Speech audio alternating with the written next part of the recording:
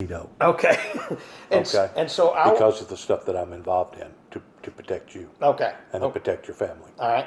And Okay. so I walked in there and we seen the TV and we went ahead and went to sit down and I started looking around, seeing some people that some of them had the anger in their face, others were crying, and I thought, what in the world is going on? So the waitress.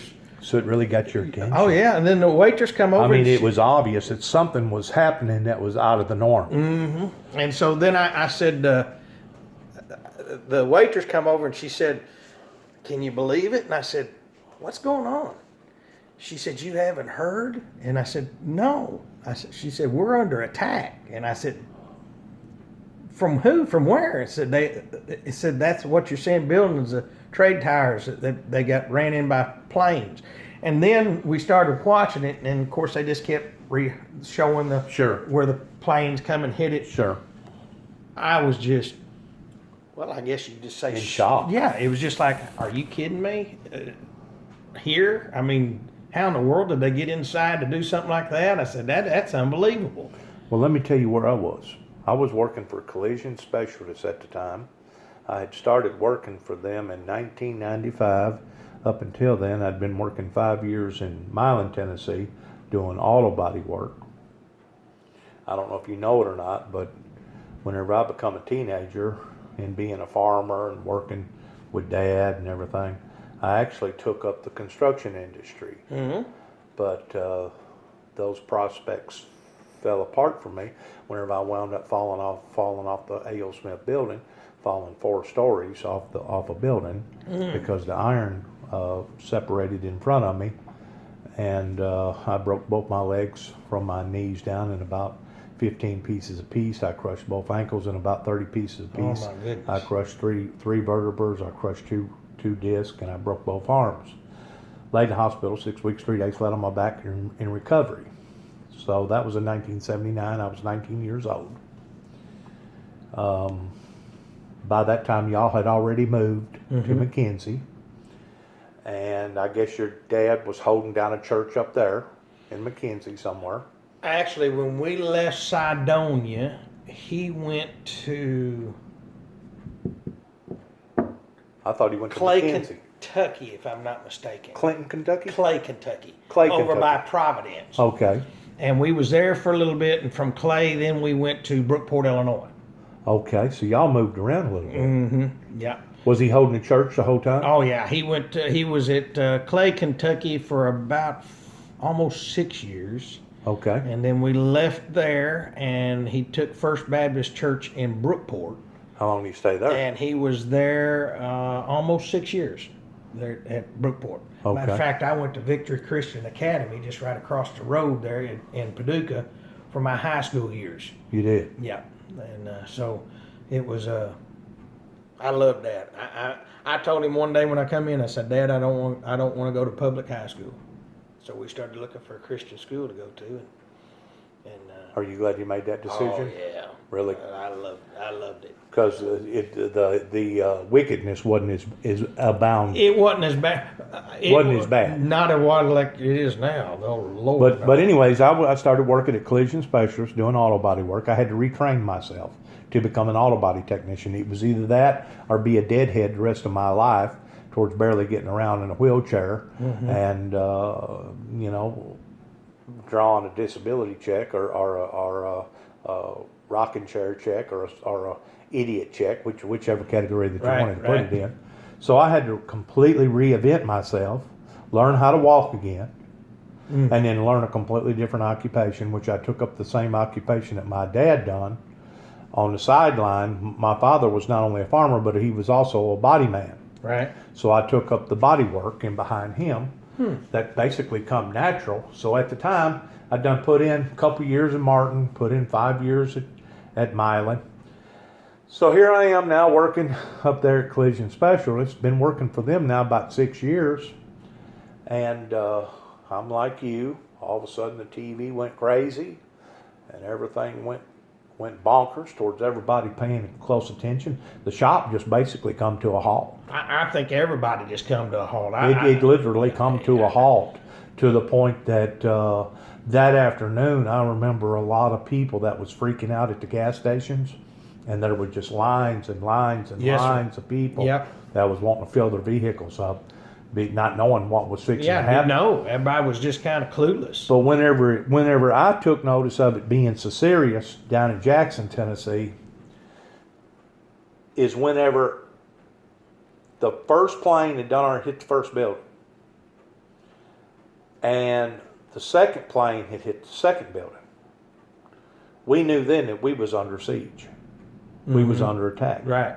But whenever it really sunk in with me was whenever the president at the time ordered for aviation to come down, and I looked down towards Memphis, Tennessee from Jackson, Tennessee, which isn't but about 60, 75 miles, something like that. Yeah. And you can see the streamers coming in behind those planes, those 727s Yeah. and 747s and stuff. And all of a sudden, the freaking sky just lit up with planes coming in there, landing down there on the international airport down there at Memphis. Shutting everything down. Shutting everything down. And all of a sudden, boom, wasn't a streamer one. And I looked around for the first time and looked up into the sky and did not see one streamer, because it was almost impossible not to see a streamer during the day whenever, it wasn't cloudy. Yeah, absolutely. Yeah. You always seen a streamer. Or you heard them. Yeah, you heard them. It being that close to Memphis. Mm-hmm. And of course, the closer to Memphis that you was, the more you seen the streamer. That's right. And same way, whenever you're up there at Nashville, I've actually went up there at Nashville, right up there at the gate, and watched them come in and land within a couple 100 yards of where you could park your vehicle and watch them land. They're kind of cool, and watching them take off and land. I've done the big jumbo jets off. Yeah, the I've jumbo done a terminal. I was running a crew down there at the FedEx terminal, and we was up on a terminal putting a roof on. And of course, they come in all day long. They put out some cheese, don't they? Yes, they do, and they're loud. they're not quiet. There's a place somewhere over in Sweden, I think it's Sweden, where the fence line is right in behind where they take off. Uh-huh. And if you ain't hanging on to something real good, it will literally throw you into a wall or into it. It's actually harm people. Oh, wow. Just from the force coming off of the I haven't been that exhaust. close. Now, I've rode them before. I do. I used to fly out to California all the time, and when I sung out there, I used to travel singing full time, but I give that up when I took this church. I come off the road. But I'm fixing to tell you something that you're probably going to look at me and wonder about pertaining to 9/11. 9/11 wasn't for the retaliation of the jihad or the Taliban, pertaining to terrorist, a direct attack against the Americans. You know who 9/11 was for? Who was it for? It was for the individual sitting in front of you right now. It was literally for me. I got married to my third and fourth wife on September 11th, which was her birthday and our wedding anniversary. I have a remarkable story to tell you and your father about the close encounters towards me coming close to death again and again and again and again. Right. And it's one thing for you to come close to death one time. It's one thing for you to come close to death maybe twice. It's one thing for you to come close to death maybe 3 times, which I've heard some people that's come close to death maybe 4 and 5 times. But I'm literally, Raymond, like a cat with 9 lives. And I know that I've used up my 9th life. And it wouldn't take much to go ahead and get me on out of here right now. Because I'm looking forward to going home and living with Jesus. Ain't that the truth? I think we all are. Now, I don't want to self-mutilate myself to the point of me enhancing my death, to the point of me leaving this world and going home to live with Christ, kind of like your big brother, Tim, that I knew so very well. Me and him was in the same grade and stuff. I don't want to self-induce my death, but whenever it comes time for me to die, I look forward to dying. Because I've had so many broken bones, so many different close encounters with death, so many different times, that for me to go ahead and check out will actually be a blessing more so than a curse. Has someone entered into the house that I'm not aware of? Now, Joshua went out. My wife's home. Okay. She was on the phone, so she probably didn't want to interfere with us talking. Okay. After you guys left, I kept up with the Staggs family a little bit because me and Ricky was best friends for a long, long time. And I, like most people, I got involved with the wrong people at the wrong bunch in my teenage years. Got to smoking a little weed, got to drinking a little bit. Caused my first marriage to fail. Basically, between that and my wife intercepting towards getting involved with a bunch of Arabs. Hon, this is Juju Jackson. Now, Juby. Now, me and him were together in 1973, 74 in that area at Cydonia Baptist Church, and he's just now run me down. You know who told him about me? Terry Burleson. My cousin. Give him the number to get a hold of me. Really? Yeah. Oh, wow. This is my wife, Montry. Montry, glad to meet you. Hey there, nice to meet you too. I would shake your hand, but I just come from Bethel. That's okay. We need to be protected. Actually, Ricky was the one that introduced me to you about a month and a half, 2 months ago. Ricky Staggs. Ricky Staggs, yeah. That still lives up there in Cydonia. Yeah. And he said something to me a little bit about you being a preacher, but I never would have thought in a million zillion years that you would have been holding down a big conglomerate church like this. Whenever you say a preacher, I'm thinking, well, maybe he's got a congregation of 15 or 20, 25 or 30. Small. Yeah, I remember whenever he was just young, just a knee-high to, and I guess your congregation probably runs what, 125? We run around 100 is what we. I figured about Now 100. summertime we run more because this is a tourist area. So Right. summertime we run more. Visiting, a lot of people coming from out of state. But during our winter months we're between 80 and 100.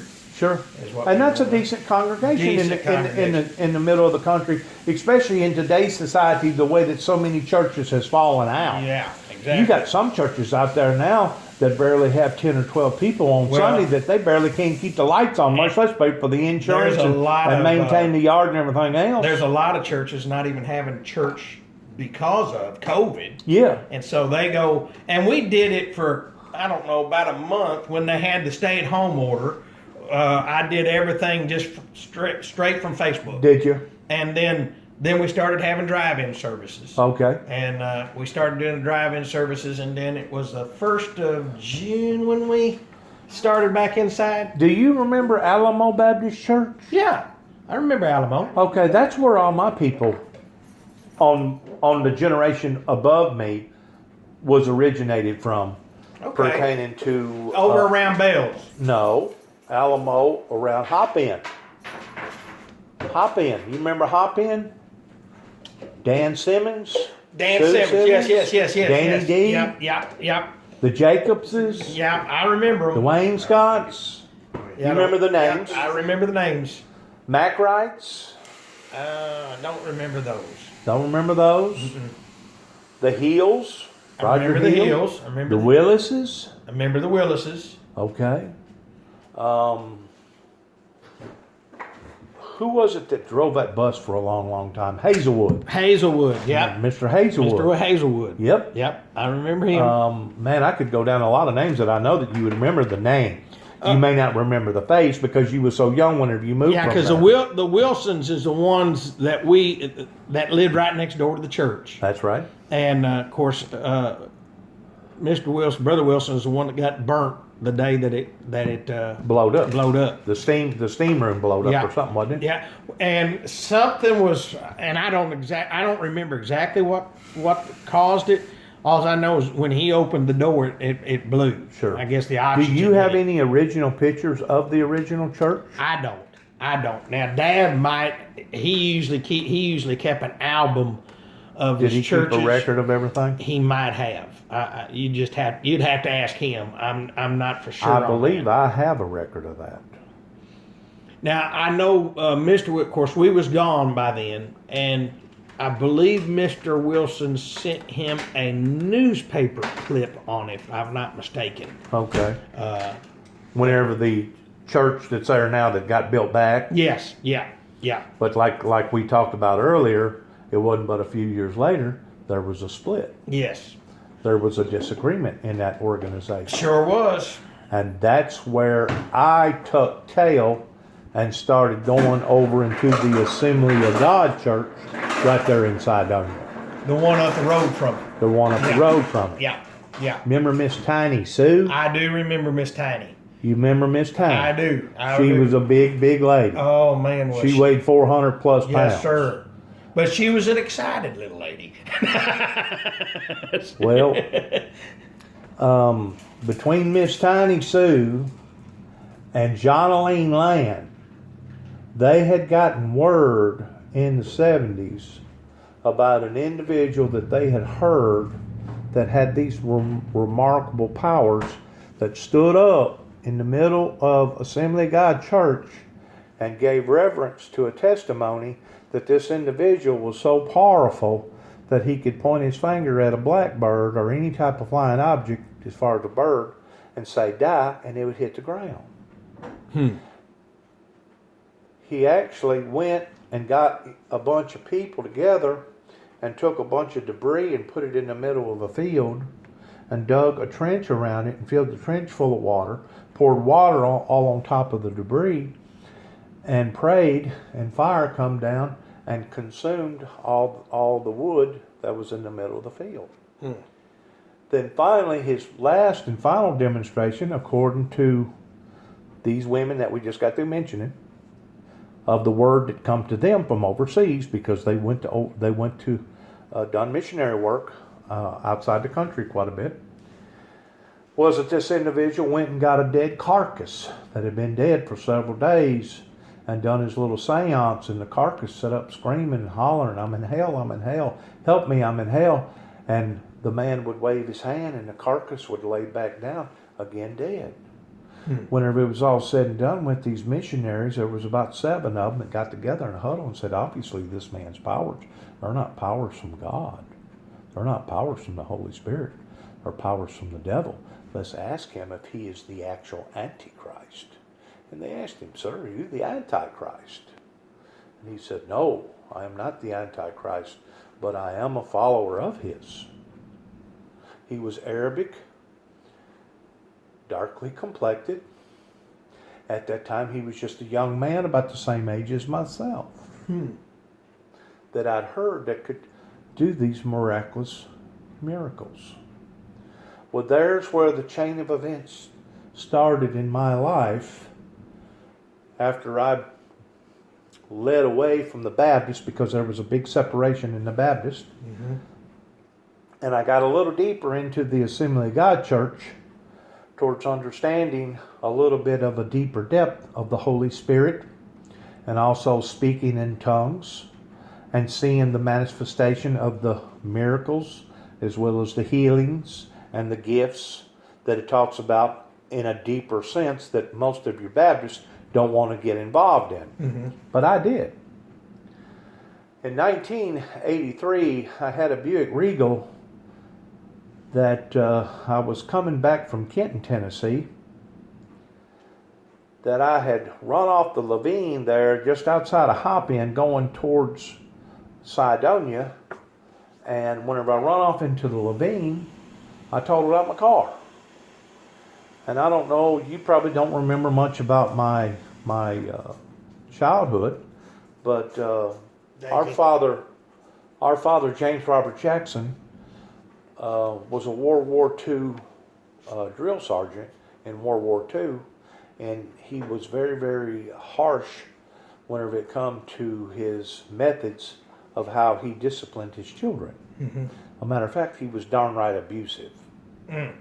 Very abusive. He could not control his anger management issues at all. And by me going through what I went through up in Chicago before we ever moved down to Cydonia, before we ever got acquainted with you. I had done already almost died twice. The first time I had a kidney removed at the age of 2 weeks old. Then I got electrocuted almost to death at the age of 4. Then probably about the time that you guys left the Cydonia community area, I fell out of the back end of a pickup truck. That broke my left arm, broke my left collarbone, put me in a coma for about 3 days.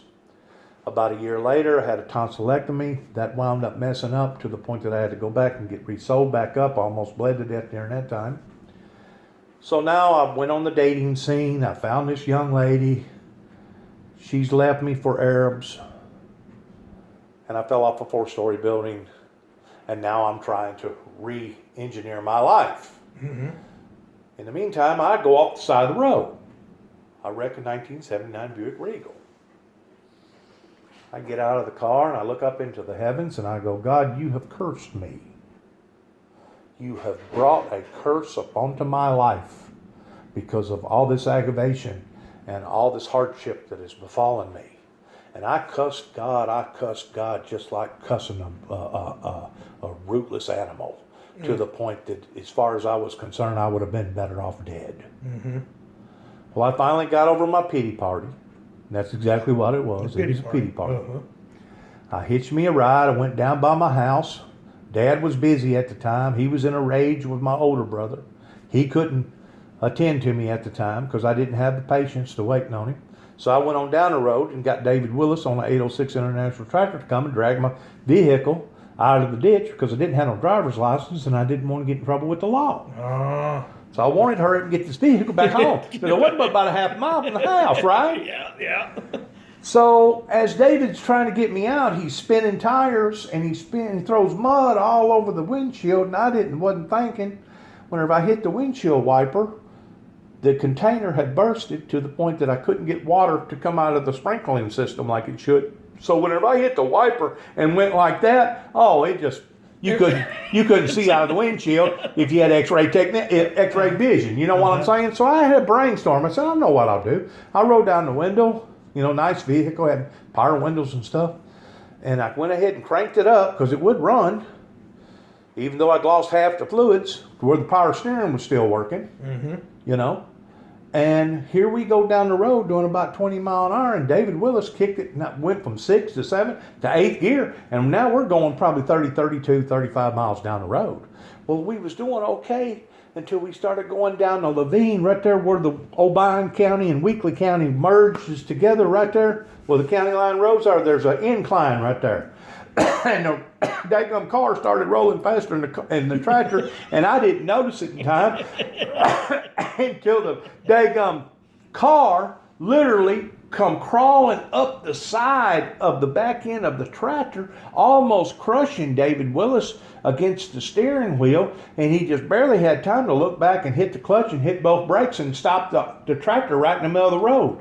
Well, by that time, the tractor had already broke free from the car had broke free from the tractor, and now centrifugal forces kicked in, and now it's on its way down, and guess where I am? I'm still hanging on the edge of that window because I had a brainstorm in thinking that this is the way I was going to get this vehicle home because I didn't want to go to jail. I looked up, and they claim that whenever you're fixing to die, that your whole life will pass in front of you, and mine did. I seen everything that I had done, everything that I wasn't going to get to do. And I cried out, the very God that I was cursing 30, 45 minutes, an hour before that, I cried out to him. Mm-hmm. I said, oh God, help me. And that's when 2 hands miraculously come out of heaven that grabbed both of my wrists, and I felt the fingers wrap around both of my arms, and they felt very cold, but they was very real. The Spirit of God entered into my body just about the time that my back hit the back end of the asphalt, while I look up and see a 4,000-pound automobile come crashing down on top of my torso that should have cut me completely in half.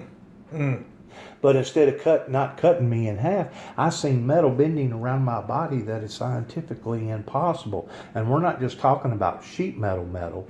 We're talking about hardcore metal up there around a drip rail that's got 3 different levels of titanium steel in it, to the point that you can't just bend that metal just very easily. No. Because it's actually made for the fuselage in case that automobile does roll over, it won't collapse. In other words, it's got to be strong enough to hold that 4,000-pound automobile up in case it rolls over, and it won't crush the occupants inside the fuselage. Right.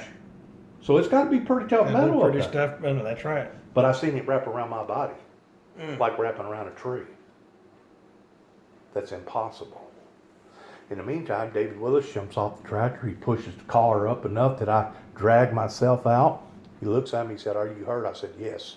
He said, "Let me get an ambulance." So he hurried up and made a telephone call. Well, with us being out there in the middle of Timbuktu, it takes an ambulance from Martin, give or take about 20 minutes to get out there. Oh yeah, at least. Well, by the time they got out there, they checked me out. They said I was white as a ghost. There was about 150 cars backed up going towards Kenton, about another 150 cars backed up towards Cydonia, and they was all wondering if I was going to make it or not. They checked me out. They said, "Well, we didn't see no lacerations. They didn't feel like there was no broken bones, but we're going to go ahead and take him on in anyway because something's knocked him out, and something must be wrong with him, but we're going to be sure." But didn't think nothing of it. And here they go dragging back to Martin. Well, by the time they got to 3 Point, I flatlined. Blood pressure went down, zoom. What it was, all that pressure was so tremendous that it busted my spleen, and I was bleeding eternally, and they couldn't see it. 2 things saved me that day other than God. He was a good doctor that was out of India, that was going through his special med training, and he was just so happened stationed there at Martin before he moved to his bigger hospital. And also there was a woman set up for a cesarean birth, to the point that the doctor was already there scrubbed up, the nurses was already there scrubbed up. Everybody was right there fixing to isolate her towards taking this baby whenever I come in the front door. Basically flatlined. They tried to find all my veins. They couldn't find none of my veins. My veins had sucked up. They finally cut down by my ankle and started pumping blood back up into that main vein going up into your leg. Right. I woke up probably about 10 minutes later laying on a gurney with a doctor from India feeling on me, looking at me saying, "Man, we almost lost you." He said, "We're fixing to have to operate on you. Do you got anything you want to say?" I said, "Doc, I don't know what to say other than pray to God and wish you good luck." I woke up about 6 hours later with a big tube down my throat after they had cut me from stem to stern, taken out all my intestines, and went in physically removed my spleen and went ahead and removed my appendix. My left kidney done already been removed. Right. So they went ahead and removed my appendix. Now my tonsils was removed. So they sewed me back up. I got 64 staples up and down my belly, holding me back together again. And I'm waking up. Didn't have nowhere to go other than go back home. Went back home, and total chaos broke out between my father and me, to the point that it literally caused my mother to almost have a nervous breakdown. The very doctor that saved my life took his own. And about 2 weeks after that, my father attacked me with 64 big, wide 2-inch staples holding my belly together, attacked me towards trying to finish me off. And if it wasn't for his brother, JW, he possibly would have had. The next morning, after me thinking about what had happened, realizing that I was under attack, I walked from my house all the way to Kenton, Tennessee, because my grandmother lived in Kenton, Tennessee, Lucille Jordan. You never did know her. And I made a telephone call to the White House, and I told the White House, I said, before the poison arrow strikes the flesh of my skin, I would disappear standing in front of the Antichrist. Hung the phone up, went down to Kent, told Don Carey, the one that married Enloe Roberts' daughter, Harold Roberts' sister, Kay Roberts at the time, what was going on, and he thought I was drinking. He said, are you doing drugs or something? I said, no. He said, here, breathe into this. So I had to do a breathalyzer. He said, well, you ain't drunk. You ain't got no alcohol on you. He locked me up, and that night they had a town hall meeting in Kenton, Tennessee. And in the town hall meeting was the mayor, Paul Hughes, and 2 or 3 other people, including my parents, my mother and my father, who was living at the time. And the bottom line was, Juby, we think there's something wrong with you. We're wanting you to go and be mentally institutionalized. And if you don't go voluntarily, we're going to force you to go involuntarily. And I'm thinking to myself, how can this be? I just got attacked last night. I wasn't attacking my father. I didn't have a gun. I didn't have a knife. Yes, we was in the middle of a dispute, but it wasn't no different than any other dispute that we had been into prior to that it literally almost drove my mother off into a nervous breakdown. So basically what happened that night in the little town of Kenton, Tennessee, they basically shook my father's hand and patted him on the back and told him what kind of good job that he had done, Bob. The only problem was you didn't finish him off.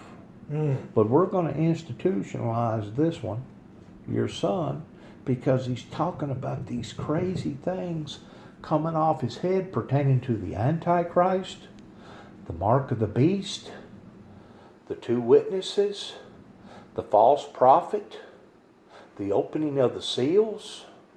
He's talking about the end time message that even Jesus preached about, that whenever you shall see the abomination of desolation spoken of by Daniel the prophet, and we don't have a clue in what the hell he's talking about, and we thinking that he may be crazy.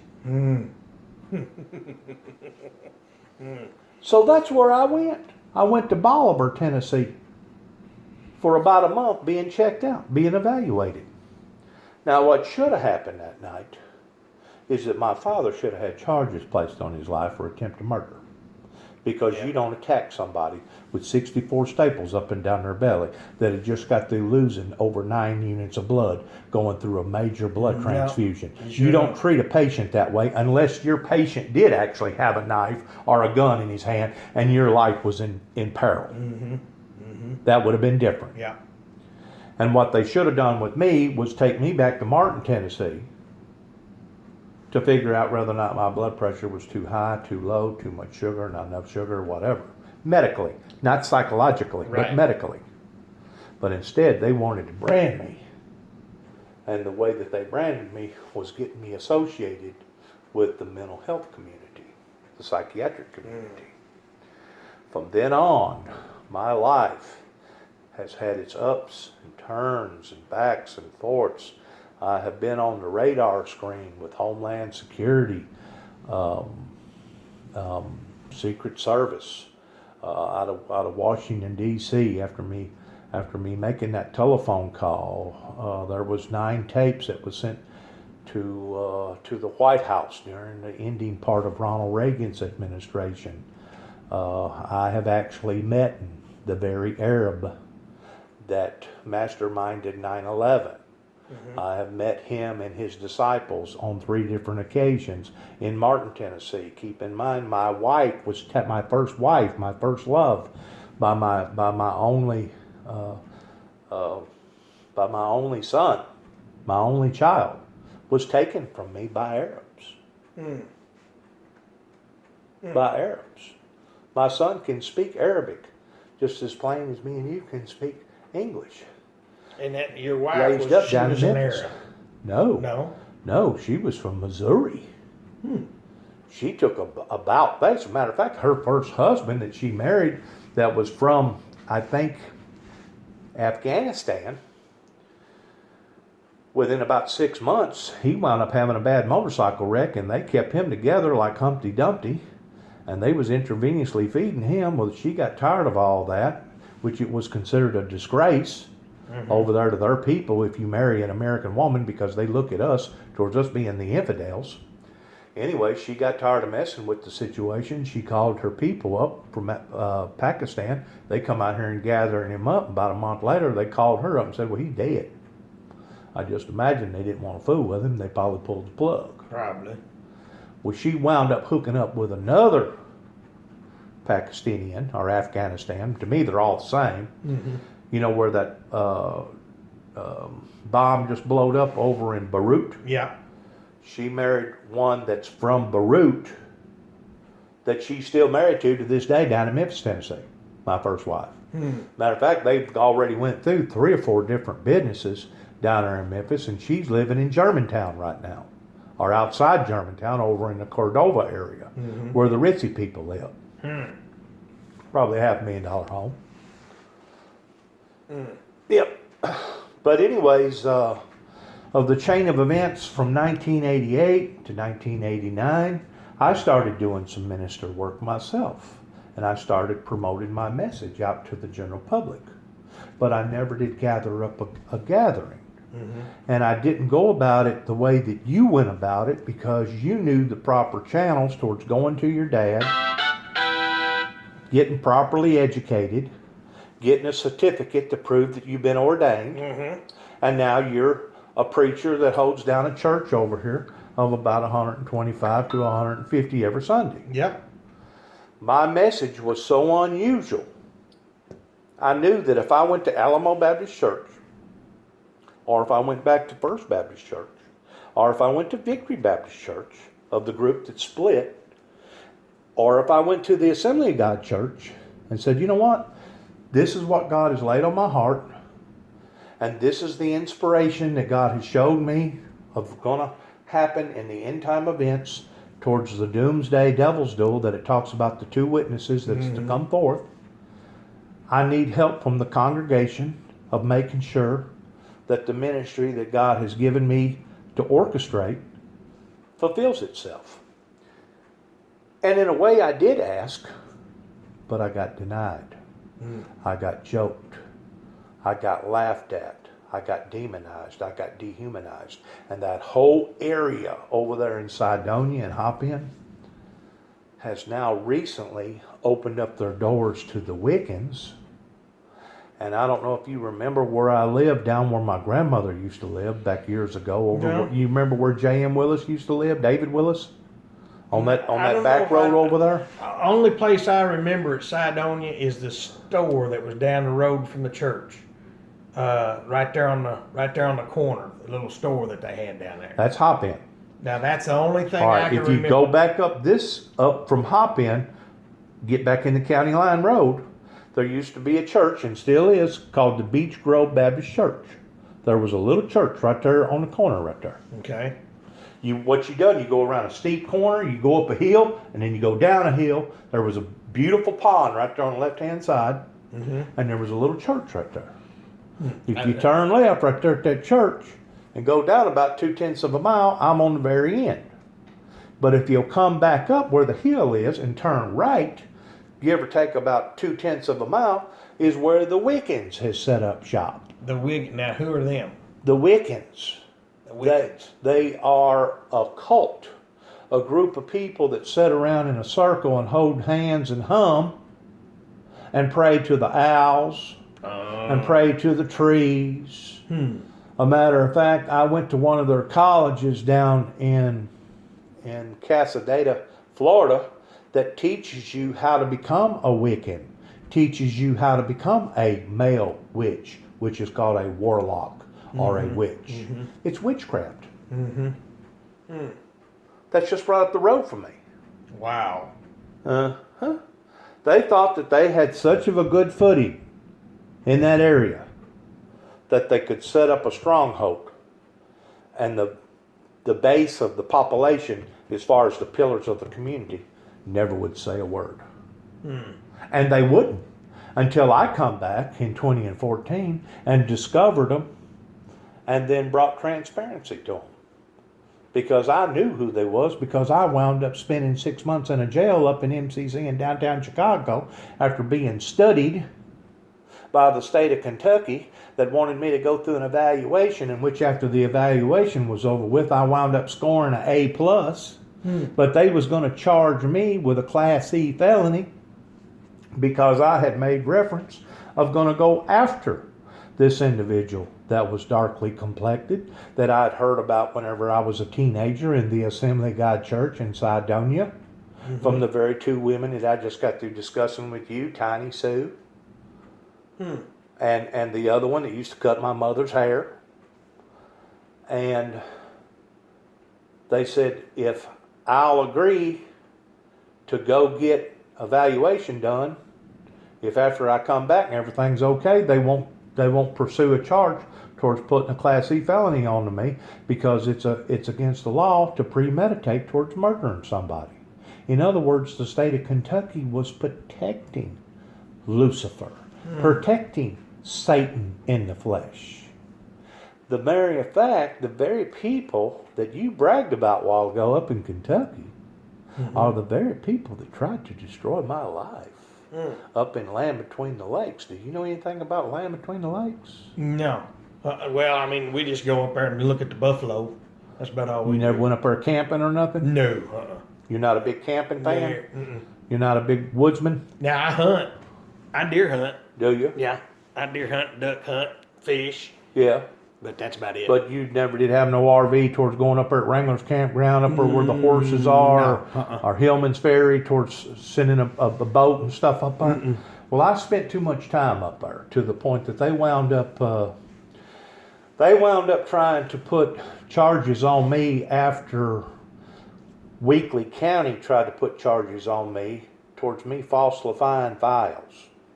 Martin, Tennessee in 2005 come at me in a forceful way towards trying to make me out to be a homegrown terrorist. Do you know what the charges of falsifying files means? No. It means if you're in the middle of a theater and you're crying, fire, fire, fire, and you start a commotion, a stampede, and a bunch of people get hurt, and there was no fire, they can literally charge you for terrorist-type implications of almost being a terrorist. So they went from 2001, from the time 9/11 hit, they went from trying to make me out to be crazy, somebody that was psychologically, emotionally, chemically imbalanced, to somebody now that's harmful to society. Yeah. Wanted to make me out to be a terrorist. Well, they've done exactly the same thing up around Livingston County, up around Land Between the Lakes, simply because I was up in that area and I was spending too much time living like Jeremiah Johnson, living in the woods. Yeah. I had told a bunch of people that God had showed me that there was going to be an electrical disturbances. And somebody, probably up around Calvert City or somewhere pretty close to Grand Rivers, I think it come from Land Between the Lakes, inside Land Between the Lakes, with either a Dwayne Camry, that was the captain of law enforcement, or a Gary Hawkins or his wife Lisa Hawkins that worked for Land Between the Lakes, that put out a bogus lie that I had made reference that I was going to blow up the Kentucky Dam. So now here I am up there in Paducah, Kentucky, passing out literature. I get a squadron of cops come from all different directions, pull me over. They apprehend my automobile, and Hold on just a second. Brother, let me give you a call back here before too long. All right, buddy. All right, bye-bye. and they questioned me while I was in Paducah if I had planted a bomb on the dam. I said, where are you getting this idea from the bomb? Well, didn't you say that there was going to be electrical disturbances? I said, yeah, but that don't mean I'm going to implement them. That doesn't mean I'm going to That's right.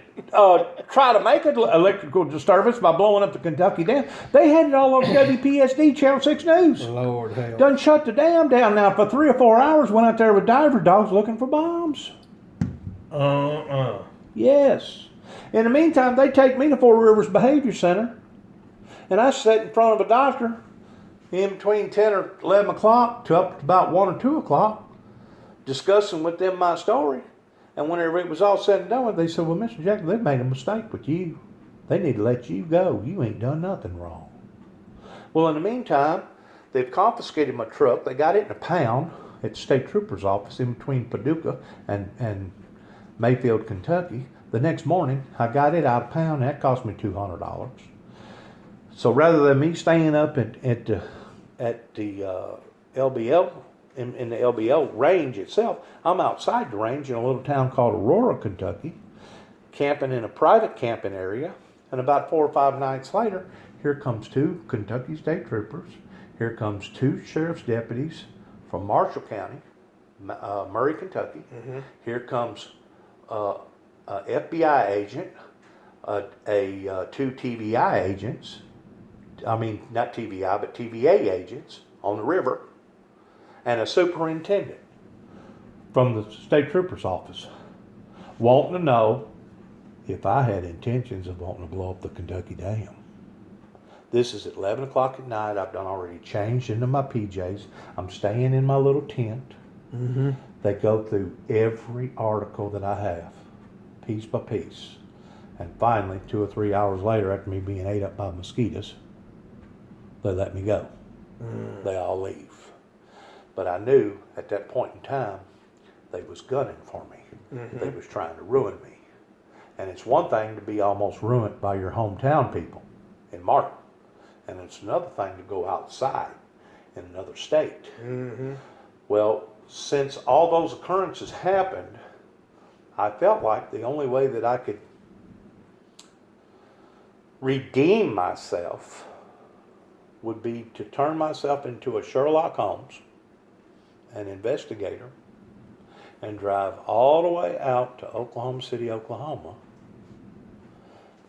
and basically become a whistleblower towards blowing the whistle on the Oklahoma bombing, of knowing that there had to have been more than a Ryder truck and 3,000 pounds of ammonia nitrate pertaining to Timothy McVeigh and Nichols, mm-hmm. that killed 176 people that day on the 25th anniversary that just happened this year. Mm-hmm. In the meantime, they blow up the back end of my truck with a bomb. They put me all over the news. What I'm telling you is the truth. I've got records of it. I'm on record. I'm on public domain. And still to this day, they know that the record holds that there was a national federal cover-up in not disclosing the whole truth and nothing but the truth to the American people pertaining to the Oklahoma bombing. And rather than me giving me a star or a medal, they're still holding my feet to the fire like I'm the bad guy. Since then, I have been forced to have to basically resign or declare disability, because the last time that I went out west, I had to come back into Oklahoma and take care of some charges that was pending on me in Oklahoma, in which I did. I hired the right attorney, finally got all the charges dismissed. They throwed them all out after they blowed the back end of my truck up. Less than a few weeks later, after me renting out a 3-bedroom house, I got the Kentucky authorities that put out 2 federal warrants for calling them up in a apologetic, non-threatening telephone call that went all the way out to Oklahoma, that nabbed me up in 2012 and took me back to Trigg County. You know where Trigg County is? Where Trigg County is. Yeah. Mm-hmm. And held me in Christian County for 9.5 months until I finally pleaded guilty to a misdemeanor charge of stalking, 2 different stalking charges over 2 telephone calls. In the meantime, now this makes the 3rd major federal evaluation that Mr. Woodall, Judge Woodall there in Trigg County, forced me to go to LaGrange, Kentucky. And as soon as I get in LaGrange, Kentucky, the doctors say, well, we think you're delusional, and we think something's wrong with you. We're requesting for you to take this medication. I go, I ain't taking nothing. I said, whenever you guys nabbed me up, I was making $2,000 a week down in Oklahoma City, Oklahoma, working on cars. Mm-hmm. I said, you need to let me go because I was paying taxes. Mm-hmm. Well, we ain't letting you go. I go, "Why ain't taking your medication?" "Well, we'll show you." About 72 hours later, they got a court order from Judge Woodall that I was going to take this drug called Risperdal, and if I didn't take it voluntarily, to strap me down to a bed and intravenously put it in me, and it didn't matter in what form or what area, that I was going to take this Risperdal whether or not I liked it or not. Guess what Risperdal causes?